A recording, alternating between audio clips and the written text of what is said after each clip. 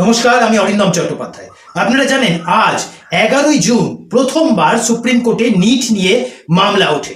এই মামলাটি করা হয়েছিল পরীক্ষার রেজাল্ট বেরোনোর আগে, অর্থাৎ কোশ্চেন লিক হওয়ার যে ঘটনা ঘটেছিল পাটনার একটি সেন্টার থেকে, সেই ঘটনা ঘটার পর এই মামলাটি দায়ের করা হয় সুপ্রিম কোর্টে। আপনারা সকলেই জানেন নিট 2024 নিয়ে সারা ভারত জুড়ে ব্যাপক বিতর্ক শুরু হয়েছে। ছাত্রছাত্রী মহলে, শিক্ষক মহলে, অভিভাবকদের মহলে তাদের কাছ থেকে ভুরি ভুরি অভিযোগ সামনে আসছে। অভিযোগগুলিকে বেশ কয়েকটি ভাগে ভাগ করা যায়। প্রথম ভাগটি হচ্ছে নিট পরীক্ষা চলাকালীন যে অভিযোগ ওঠে সেটি হচ্ছে প্রশ্নপত্র ফাঁস নিয়ে ওঠা অভিযোগ। কি এই অভিযোগ? বলা হয় পাটনার একটি সেন্টার থেকে প্রশ্নপত্র ফাঁস হয়ে যায়, জানিয়ে আজকে এই 11ই জুন মামলা উঠেছিল সুপ্রিম কোর্টে। কি তার বক্তব্য ছিল? প্রশ্নপত্র ফাঁস হওয়া নিয়ে যে তথ্য আমরা জানতে পেরেছি, পাটনার একটি সেন্টার থেকে প্রশ্নপত্র ফাঁস হয়ে যায়, যদিও এনটিএ ন্যাশনাল টেস্টিং এজেন্সি যারা এই নিট পরীক্ষাকে কন্ডাক্ট করে তারা প্রথমে এই প্রশ্নপত্র ফাঁস হওয়া মানতে চায়নি। দ্বিতীয় ফোল্ডের যে সমস্যা আসে, দ্বিতীয় ফোল্ডের যে অভিযোগ আসে সেটা হচ্ছে রেজাল্ট বেরোনো নিয়ে।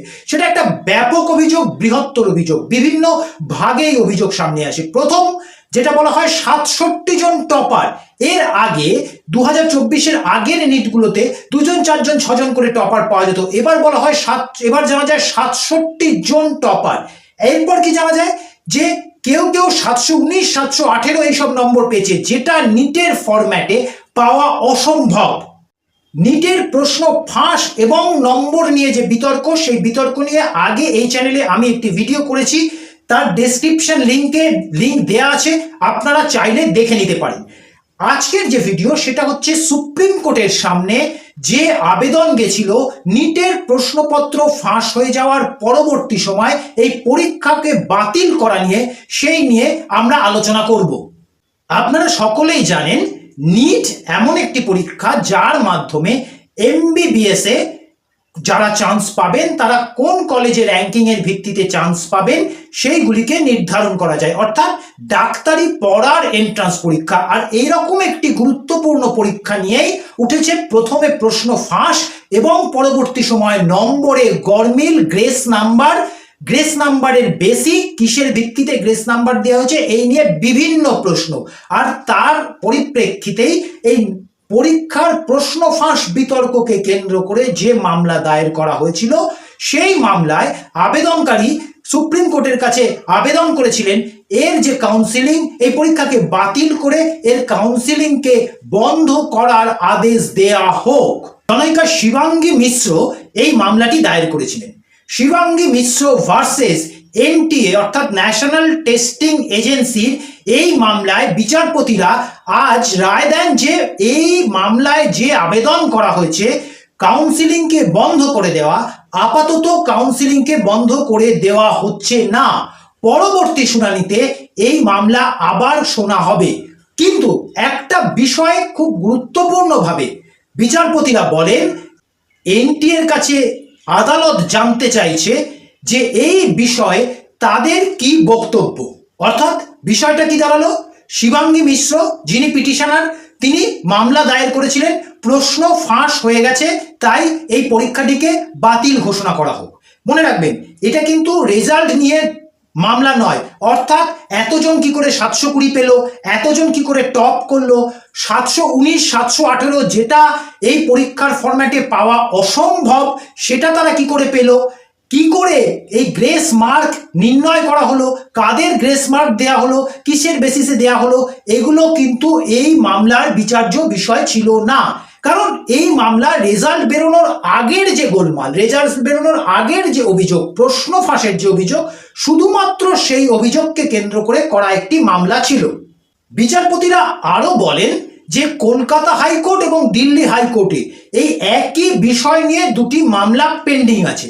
আপনারা যারা এই কোর্টের অবজারভেশন সম্পর্কে ওয়াকিবহল তারা জানেন কলকাতা হাইকোর্টও কিন্তু এই ধরনেরই একটি রায় দিয়েছে। তারা বলেছেন কাউন্সিলিং বন্ধ হবে না, কিন্তু যদি পরবর্তী শুনানিতে দেখা যায় যে এটা অবৈধভাবে হয়েছে, এই পরীক্ষার মধ্যে গোলমাল আছে, তাহলে তারা এই কাউন্সিলিং এর যে রেজাল্ট সেটাকে বাতিল ঘোষণা করতে পারেন। তবে সুপ্রিম কোর্ট খুব গুরুত্বপূর্ণভাবে একটি কথা প্রথমেই বলেছেন, যেটা এই শুনানির সব থেকে গুরুত্বপূর্ণ অংশ।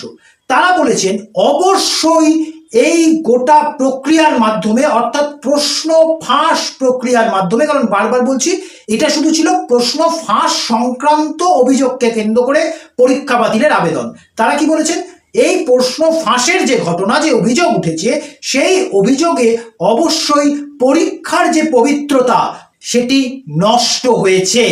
এখানে আরো একটি বিষয় আলোচনার প্রয়োজন, সেটি হচ্ছে যখন পিটিশনারের আইনজীবী কোর্টকে বারংবার অনুরোধ করতে থাকেন এই কাউন্সিলিং বাতিল করার জন্য, কোর্ট তখন কিন্তু বলেন আপনি জোরাজুরি করবেন না, তাহলে আমরা এই মামলা বাতিল করে দিতে বাধ্য হব।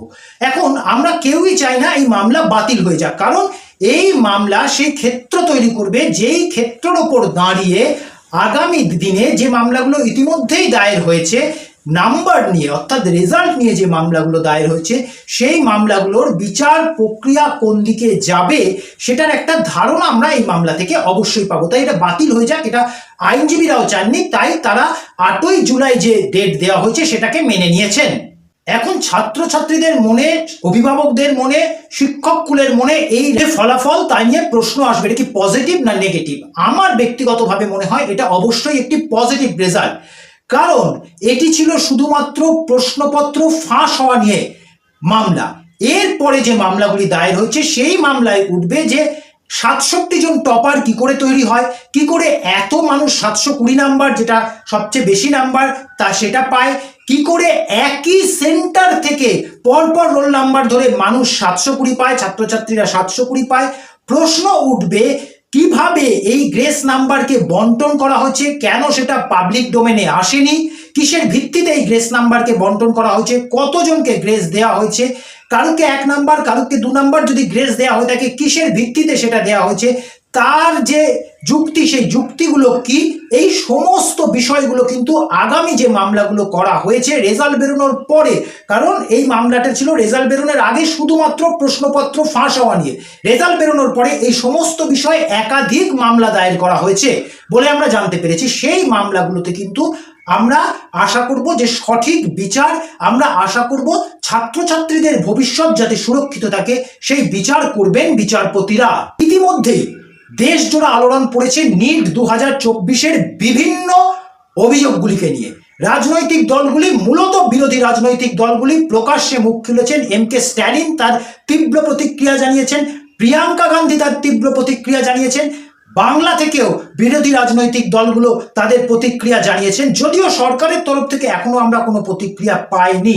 এই যে প্রতিক্রিয়াগুলি রাজনৈতিক মহল থেকে উঠে এসছে, তার মধ্যে একটি প্রতিক্রিয়া অত্যন্ত গুরুত্বপূর্ণ, যেটা বিচার বিবেচনা করা উচিত, রাজনৈতিক বিশ্লেষকরা করছেনও, সেটা হচ্ছে নিট বাতিলের দাবি।